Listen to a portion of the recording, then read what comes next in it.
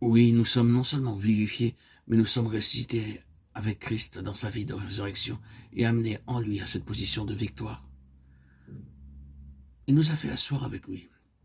Votre position de victoire donnée de Dieu est là au-dessus de toutes les principautés, de toutes les puissances. Vous devez vivre dans l'air pur au-dessus des puissances des ténèbres et non dans les brouillards et les ténèbres du train de ce monde. Tel est le tableau fait par Paul aux Éphésiens dans les 2 premiers chapitres de cet épître. C'est plus qu'un tableau, c'est une réalité. L'Esprit de Dieu est en train d'amener l'Église à le reconnaître. Vous pensez que l'Église a l'air bien morte, c'est vrai, mais pourtant certains enfants de Dieu reconnaissent cette vérité. Tout enfant de Dieu qui, par la foi, veut se frayer un chemin à travers le domaine de l'ennemi pour atteindre cette position de victoire dans la lumière si pure d'en haut, fraye ainsi le chemin pour les autres qui veulent le suivre. Vous dites que vous ne réalisez pas cette position. Et c'est tout d'abord une position de foi. Si vous voulez la saisir et y croire, le Saint-Esprit vous apprendra comment demeurer dans cette position jusqu'à ce que cet acte de foi devienne une réalité dans votre vie. Il y a tant d'enfants de Dieu qui tâtonnent comme des aveugles alors qu'il existe une illumination des yeux de leur cœur qui ferait des choses célestes une réalité pour eux et qui les ferait vivre dans cette réalité, dans la bénédiction, la plénitude et la puissance de communion avec leur Seigneur ressuscité. Beaucoup de gens ont cru au message de la croix et à leur crucifixion avec Christ. Et j'ai vu ce message agir sur eux. Mais je me suis demandé pourquoi tant de gens n'arrivent jamais à la lumière et à la liberté. C'est parce qu'ils ne saisissent pas en esprit leur position d'union avec le Seigneur assis dans les lieux célestes. La croix est la base pour cette position. C'est le côté négatif de séparation avec la puissance du péché, du monde et du diable. Mais nous n'arriverons à traverser les heures sombres de la fin de cette dispensation que si nous vivons à la lumière de la gloire de cette union avec le Sauveur ressuscité.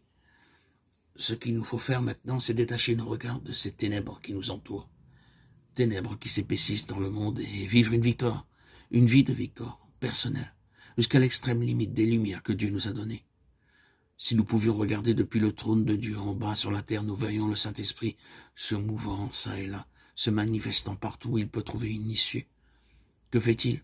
Il attire rapidement chaque membre du corps de Christ jusqu'à sa place dans le Christ ressuscité, afin que le Seigneur puisse venir en personne et prendre le gouvernement de ce pauvre monde. Il n'y a aucun espoir pour le monde dans la dispensation actuelle, aucun espoir, sauf le retour de Christ venant pour régner. Comme ouvrier, notre but est d'entrer dans les vues et dans les plans de Dieu, à mesure que par l'Esprit, il prépare le corps de Christ à régner avec lui. Du moment où nos yeux se dessillent, où nos yeux sont amenés à voir ce qu'on ignorait ou voulait ignorer, nous ne serons plus trompés par la civilisation superficielle de notre temps. Nous ne penserons plus que le monde peut s'améliorer. Nous ne serons pas surpris non plus de voir que le christianisme actuel lapidera les prophètes comme le firent les Juifs. La contrefaçon du christianisme se tournera toujours contre le vrai christianisme. Mais avec la lumière du Seigneur ressuscité, nous pourrons supporter d'être lapidés comme Étienne. Qu'importe les pierres, il faut en recevoir. Il eut 2 sortes de bénédictions à la Pentecôte, la bénédiction du Saint-Esprit pour gagner les âmes et la bénédiction des pierres.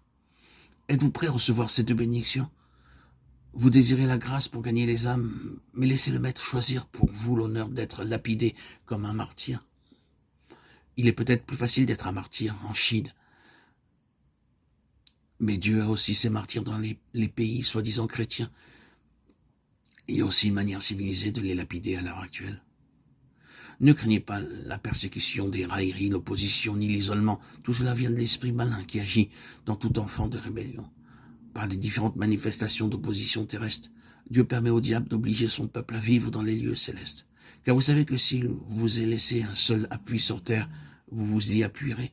C'est pourquoi Dieu permet ainsi au diable d'ôter les appuis.